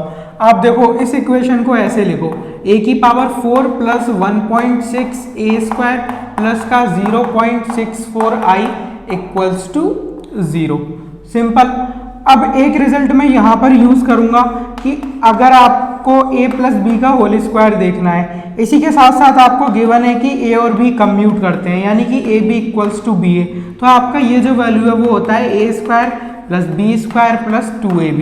सिंपल। अब ये जो क्वांटिटी लिखी हुई है LHS में, इसको मैं लिख सकता हूँ a square plus 0.8 times identity का होल स्क्वायर। सिंपल। आप जब इसको ओपन करोगे तो आपको ये मिल जाएगा। ये LHS मेरा किसके इक्वल है, 0 के इक्वल।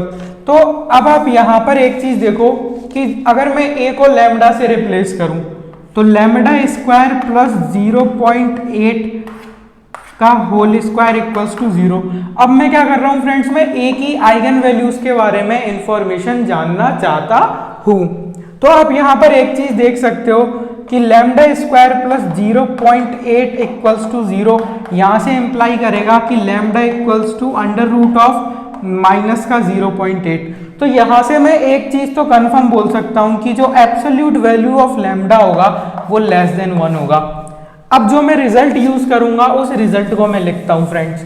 जैसे सपोज करो आपके पास कोई मैट्रिक्स A है, A आपका बिलोंग करता है CM cross n। CM cross n मतलब m बाय n ऑर्डर की मैट्रिक्स, ठीक है, सॉरी यहाँ पर n बाय n ऑर्डर की मैट्रिक्स और जिसकी एंट्रीज कॉम्प्लेक्स नंबर में से ली गई हो।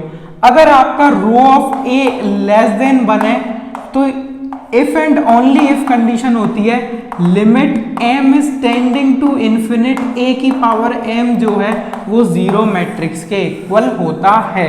अब आप बोलोगे कि सर रो ऑफ A क्या है, तो जो हमारा रो ऑफ A है फ्रेंड्स उसका मतलब होता है supremum of modulus lambda such that lambda is eigen value of A।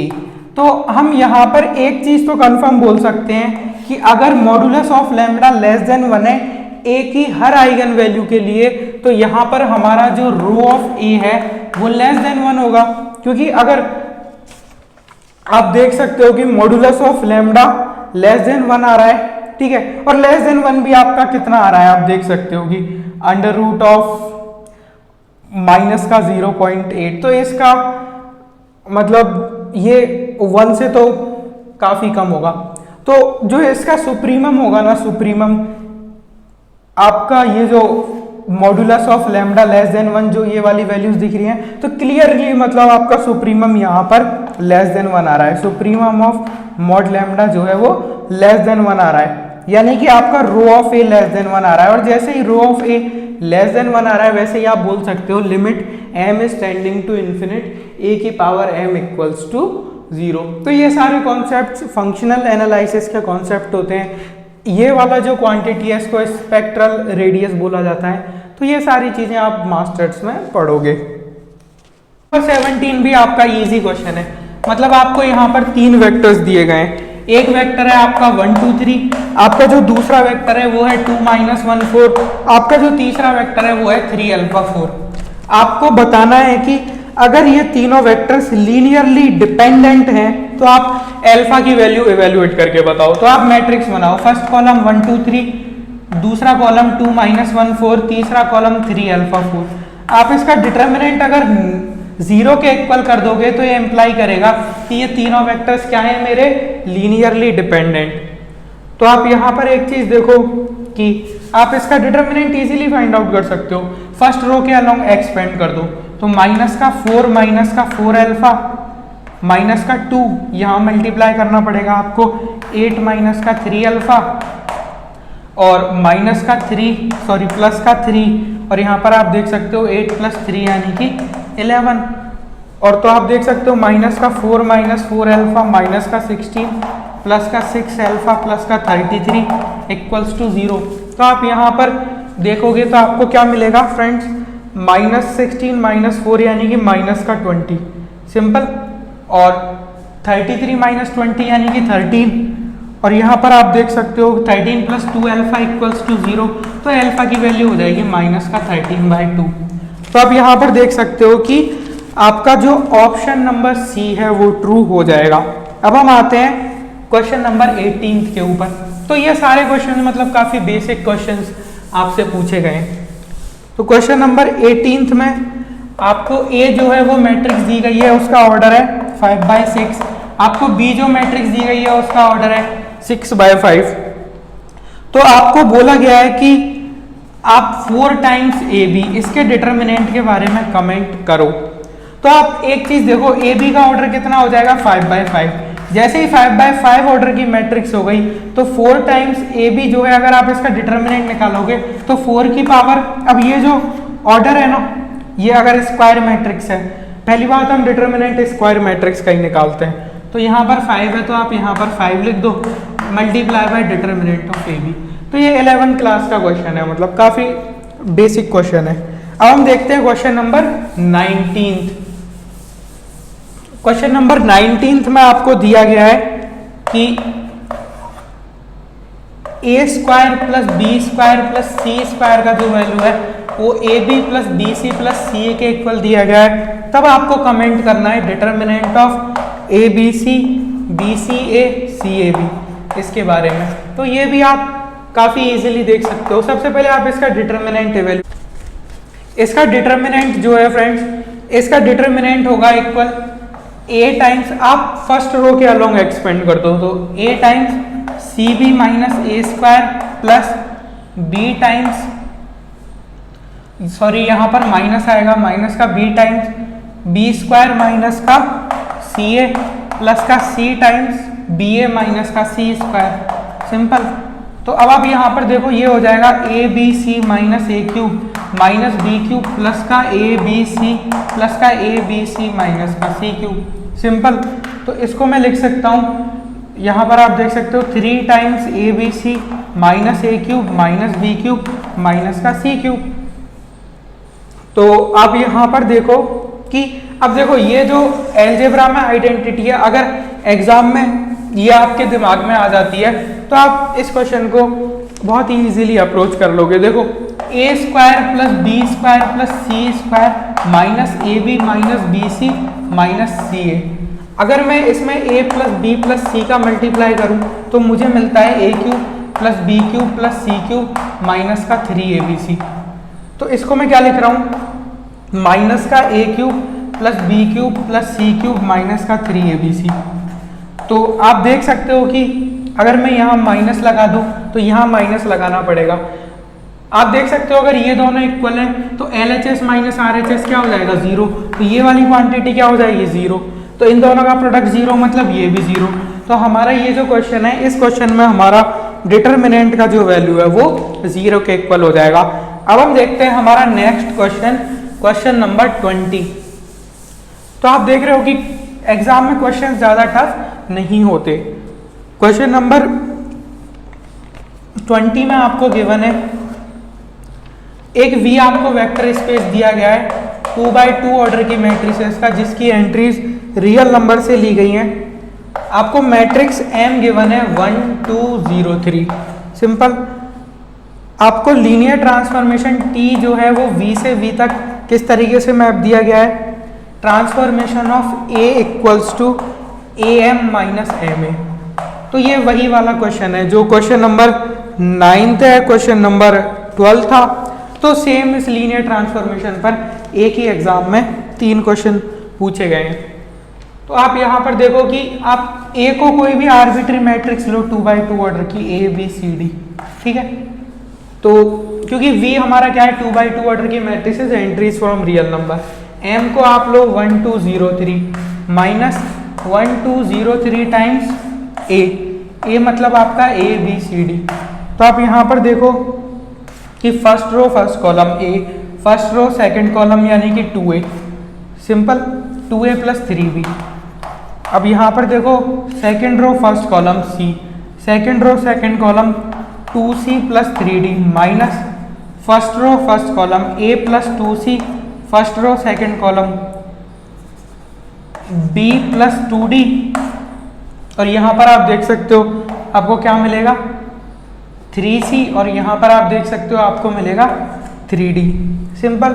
तो कर्नल ऑफ T का मतलब क्या होता है, कर्नल ऑफ T का मतलब होता है वो सारी matrices A such that transformation of A क्या हो, जीरो। तो हमें इसको किसके इक्वल रखना था, 0 0 0 0 के इक्वल। सिंपल। तो पहले आप इसको माइनस तो करो। तो जब आप माइनस करोगे तो आपको क्या मिलेगा, देखो 2C, और यहां से आपको मिलेगा, आप देख सकते हो कि 2A plus 2B plus 2D, और इसको इसमें से माइनस करोगे तो आप देख सकते हो कि C माइनस का 3C। तो ये आपका हो जाएगा माइनस का 2C, और इसमें से इसको माइनस करोगे तो 2C हो जाएगा। इसको आपको किसके इक्वल करना है, 0 0 0 0। तो एक चीज तो यहाँ पर क्लियर है कि जो मेरा C का वैल्यू है वो 0 होगा, क्योंकि 2C इक्वल टू 0, ये क्या इम्प्लाई करेगा, C इक्वल टू 0। और आप यहाँ पर देखो 2A प्लस 2B प्लस का 2D इक्वल्स टू 0, तो A plus B plus D equals to 0। Simple. तो आप यहाँ पर देख सकते हो फ्रेंड्स, आप यहाँ पर कैलकुलेशन देखना प्रीवियस वाली, यहाँ माइनस आएगा, ठीक है। तो A plus B minus D equals to 0, तो A plus B equals to D. तो आप ऐसी कितनी मैट्रिसेस बना सकते हो, तो आपको लेना है A बराबर ए बी सी डी लेना है। तो C तो आपको 0 रखना है, तो मतलब C तो आपने 0 कर दिया, A B D। तो सबसे पहले आप देखो ये जो भी मैट्रिसेस होंगी, मैट्रिक्स A जो इस कंडीशन को सेटिस्फाई कर रही है, A plus B equal to D, C बराबर 0। तो इसमें आप मुझे ये बताओ कि आपका जो कर्नल ऑफ T है उसका डायमेंशन कितना होगा। तो सबसे पहली चीज ये कि आपके पास ये तो 0 हो ही गया। अब आपके पास 3 वेरिएबल बचे हैं। अब इन 3 वेरिएबल में से आप 2 को आर्बिट्री चूज कर सकते हो, एक को आपको रेस्ट्रिक्ट करना ही पड़ेगा क्योंकि A प्लस बी डी के इक्वल है। तो हमारा जो कर्नल ऑफ T है उसका डायमेंशन 2 हो जाएगा। तो ऑप्शन नंबर A में बेसिस में एक ही वेक्टर दिया हुआ है, तो ऑप्शन नंबर A फॉल्स है। ऑप्शन नंबर C में 3 वेक्टर है, तो ऑप्शन नंबर C भी फॉल्स है। अब हम आते हैं ऑप्शन नंबर बी और ऑप्शन नंबर डी के ऊपर। तो ऑप्शन नंबर बी और डी, तो डी जो मेरा है उसके अंदर मुझे एक मैट्रिक्स दी गई है 0 0 -1 0, तो ये वाला एलिमेंट तो 0 होना ही चाहिए, तो ऑप्शन नंबर डी फॉल्स हो जाएगा। तो हमारा एक ही ऑप्शन बचा, ऑप्शन नंबर बी। तो ऑप्शन नंबर बी ट्रू हो जाएगा, क्योंकि बेसिस लिखने की इन्फिनिट चॉइस होती है, तो आप किसी भी तरीके से लिख सकते हो। ऑप्शन नंबर बी में क्या लिखा हुआ था, देखो इसने क्या किया, ए को 1 लिया, बी को 0 लिया, ए प्लस बी क्या है डी, तो यहाँ 1 लिख दिया, ये तो 0 है ही। एक वेक्टर तो बेसिस में इसने ये लिखा और दूसरा वेक्टर लिखा 1 -1 0 0। अब ये दोनों वेक्टर्स आपस में लीनियरली इंडिपेंडेंट है, क्यों, क्योंकि इसमें आप किसी भी कांस्टेंट का मल्टीप्लाई कर दो, k टाइम्स 1 0 0 1, ये कभी भी किसके इक्वल नहीं आएगा, 1 -1 0 0। तो ये मेरा क्या हो जाएगा, basis of kernel of T. ये आपका सिंपल क्वेश्चन है। अब हम आते हैं क्वेश्चन नंबर 21 के ऊपर। तो जो आपका क्वेश्चन नंबर 21 है फ्रेंड्स, उस क्वेश्चन में आपको मैट्रिक्स ए क्या गिवन है, मैट्रिक्स ए गिवन है 1 2 3 -4। आपको पूछा गया है कि then A is root of f x बताना है, यानी कि आपको कैरेक्टरिस्टिक पोलिनोमियल बताना है। तो वो कैसे लिखते हो, x² minus trace of A multiply by x plus determinant of A equals to 0। तो x² माइनस ट्रेस मतलब इन दोनों को ऐड करो, माइनस का 3x प्लस इसका डिटर्मिनेंट निकालो, माइनस का 4 माइनस का 6 इक्वल्स टू 0। तो x² माइनस 3x माइनस का 10 इक्वल्स टू 0। तो आप यहाँ पर देख सकते हो कि सॉरी माइनस माइनस प्लस हो जाएगा, तो x² plus 3x minus 10 equals to 0। तो आपका जो ऑप्शन नंबर डी है वो ट्रू हो जाएगा। अब हम आते हैं हमारे next question, sorry question number 22 में आपको सिस्टम ऑफ लीनियर इक्वेशंस दिया गया है, ठीक है। क्वेश्चन नंबर 22 में सिस्टम ऑफ लीनियर इक्वेशन है kx plus Y plus Z equals to 1 और x plus k y plus Z equals to 1, x plus Y plus k z equals to 1। आपको बोला गया है कि इस सिस्टम ऑफ लीनियर इक्वेशन का unique solution है, वो वैल्यूज आप हमें k की बताइए। तो सबसे पहले तो आप इसको इस तरीके से लिखो, k1 1 1 k1 1 1 k x y z equals to 1 1 1। तो इस सिस्टम का यूनिक सॉल्यूशन कब होगा, जब इसका डिटर्मिनेंट किसके इक्वल होगा, नॉन जीरो, ठीक है। तो इसका डिटर्मिनेंट नॉन जीरो करना है, बस सिंपल। तो इसका डिटर्मिनेंट फाइंड आउट करो। तो फर्स्ट रो के अलोंग एक्सपेंड करेंगे, k times k² minus 1 minus का 1 k माइनस का 1 प्लस का 1 1 माइनस का k सिंपल इक्वल्स टू 0। तो k³ माइनस का k प्लस 1 माइनस का k इक्वल्स टू 0। तो k³ minus 3k plus 2 equals to 0। तो बस आपको यहाँ से k के रूट्स फाइंड आउट करने हैं। तो अब आप देख लो कि ऑप्शन जो है वो 1 और 2 बस इन्हीं के आसपास घूम रहे हैं। तो जब आप k को 1 रखोगे, ठीक है, हमें डिटर्मिनेंट नॉन जीरो करना है, ठीक है, नॉन जीरो करना है, क्योंकि मैट्रिक्स ए का डिटर्मिनेंट अगर नॉन जीरो होगा तो ये इंप्लाई करेगा सिस्टम हैज यूनिक सॉल्यूशन। तो हमें यूनिक सॉल्यूशन ही तो फाइंड आउट करना था, सिस्टम हैज यूनिक सॉल्यूशन। तो जब आप k की वैल्यू 1 रख दोगे तो यहां पर आप देख सकते हो ये 0 हो जाएगा। तो k नॉट इक्वल टू 1 होना चाहिए, k नॉट इक्वल टू 2 होना चाहिए, क्योंकि 2 रखते ही ये 0 बन रहा है। तो आप यहां पर देख सकते हो कि आपका जो ऑप्शन नंबर सी है वो ट्रू हो जाएगा। अब हम आते हैं हमारे नेक्स्ट क्वेश्चन के ऊपर, क्वेश्चन नंबर 23। तो जो हमारा क्वेश्चन नंबर 23 है फ्रेंड्स, उस क्वेश्चन में आपको दिया गया है t एक लीनियर ट्रांसफॉर्मेशन है कि t ऑफ 0 0 1 जो है वो आपका 2 3 5 के इक्वल है, आपका t ऑफ 0 1 1 जो है वो आपका 1 0 0 के इक्वल है। सिंपल, आपका t ऑफ 1 1 1 जो है वो 0 1 माइनस 1 के इक्वल है। आपको पूछा गया है t ऑफ 1 0 1 आपका किसके इक्वल है। तो यहाँ पर हम सिंपल लीनियर ट्रांसफॉर्मेशन की प्रॉपर्टी यूज करेंगे। इसको आप a1 मानो, इसको a2 मानो, इसको a3 मानो। तो सबसे पहले तो आप मुझे ये बताओ, k1 times a1 plus k2 times a2 plus k3 times a3 जो है, इसको मैं अगर 1 0 1 के इक्वल बोल रहा हूँ तो मुझे आप k1 k2 k3 की वैल्यू दो। तो k1 टाइम्स a1 इसको आप कैसे लिखोगे 0 0 k1 plus k2 times a2 इसको आप कैसे लिखोगे 0 k2 k2 k3 times a3 आप इसको कैसे लिखोगे k3 k3 k3 1 0 1 सिंपल। अब आप यहाँ पर देखो कि ये क्या हो जाएगा k3, ये क्या हो जाएगा k2 प्लस k3, ये क्या हो जाएगा k1 plus k2 plus k3, ये आपका हो जाएगा 1 0 1। तो यहाँ से एक चीज़ तो समझ में आई, जो k3 का वैल्यू है वो 1 के इक्वल है, और जो आपका k2 प्लस k3 0 है तो k2 आपका -1 के इक्वल है। और आप देख सकते हो k1 k2 k3 तीनों का एडिशन 1 के इक्वल है, तो आपका जो k1 है वो 1 के इक्वल है। ठीक है, तो ये इजी क्वेश्चन था।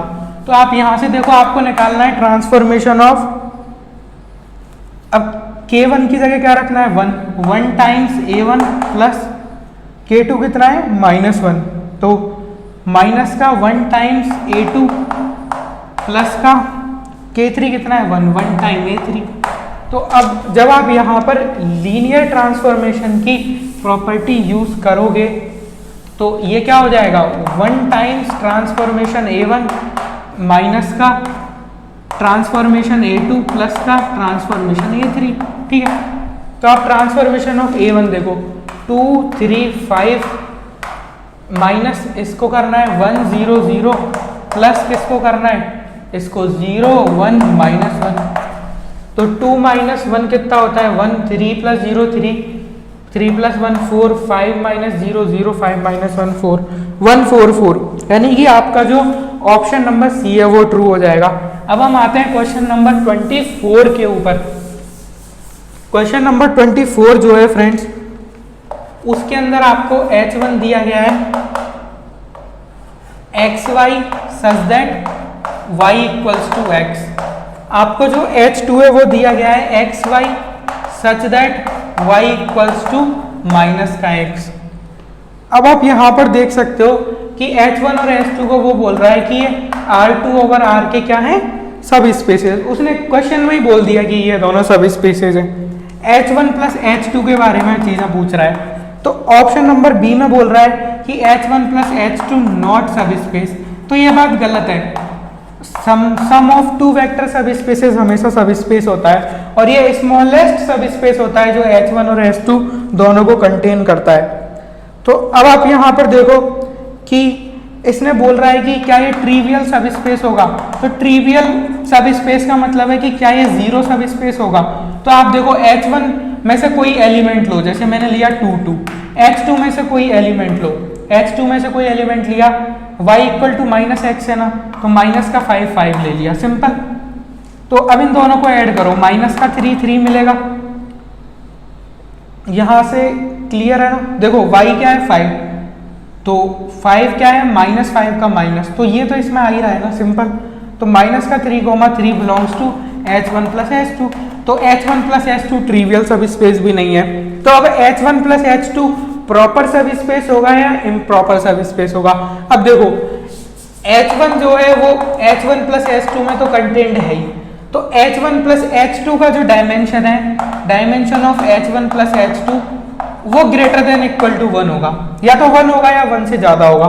आप यहां पर एक चीज देखो कि जैसे कि मैं यहां पर कुछ एलिमेंट लिखता हूं, आप यहां पर देखो, हाँ यही वाला एलिमेंट देख लो, माइनस का 3 3, माइनस का 3 3 जो है वो h1 के अंदर नहीं है, ठीक है, बट जो माइनस का 3 3 है वो h1 प्लस h2 के अंदर है, और h1 प्लस h2 के अंदर h1 तो है ही, बट ऐसा एलिमेंट भी है जो h1 के अंदर नहीं है।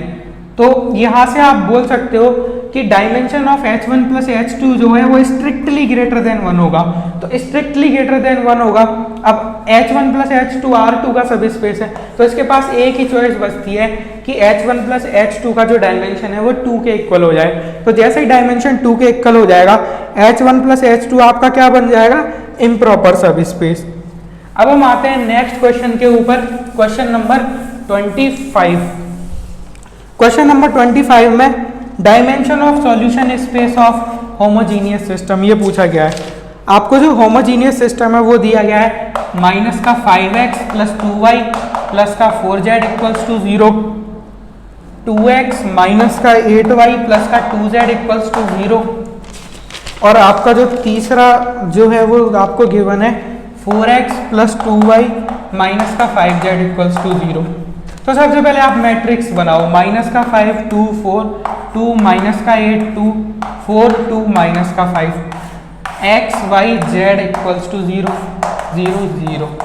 तो अभी जो हमारा प्रीवियस क्वेश्चन था एक इसी तरीके से था, उस क्वेश्चन के अंदर मैंने आपको कॉन्सेप्ट सिखाया था, इसी असाइनमेंट में था एक क्वेश्चन कि जो आपका nullity of A plus rank of A है वो आपका किसके इक्वल होता है, number of columns in matrix A, तो वो 3 है। तो अगर आपको nullity of A find out करना है तो आप रैंक ऑफ ए पहले फाइंड आउट करो। तो रैंक ऑफ ए आप कैसे फाइंड आउट करोगे, तो सबसे पहले आप डिटर्मिनेंट ऑफ ए निकालना। डिटर्मिनेंट ऑफ ए जो है वो आपका 0 के इक्वल आएगा। डिटर्मिनेंट ऑफ ए 0 के इक्वल आ गया तो इम्प्लाई करेगा कि rank of A is less than 3। तो rank of A less then 3 तो मतलब रैंक ऑफ ए या तो 0 होगा या 1 होगा या 2 होगा। तो 0 इसलिए नहीं हो सकता क्योंकि ये 0 मैट्रिक्स नहीं है। अब दो चॉइस बची, या तो 1 होगा या फिर 2 होगा। तो आप एक चीज देखो, ये आपका नॉन जीरो रो है, ठीक है। अगर इस मैट्रिक्स की रैंक 1 हुई तो ये दोनों आपस में क्या होंगे, लीनियरली डिपेंडेंट, सिंपल। तो आप एक चीज देखो, क्या आप k टाइम्स माइनस 5 2 4, इससे क्या आप ये बना सकते हो 2 माइनस का 8 और 2, ठीक है।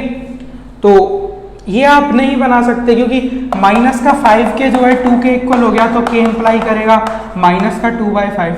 तो यहाँ से जो 2k जो है वो किसके इक्वल हो जाएगा, 2 इंटू माइनस 2/5 यानी कि माइनस का 4/5।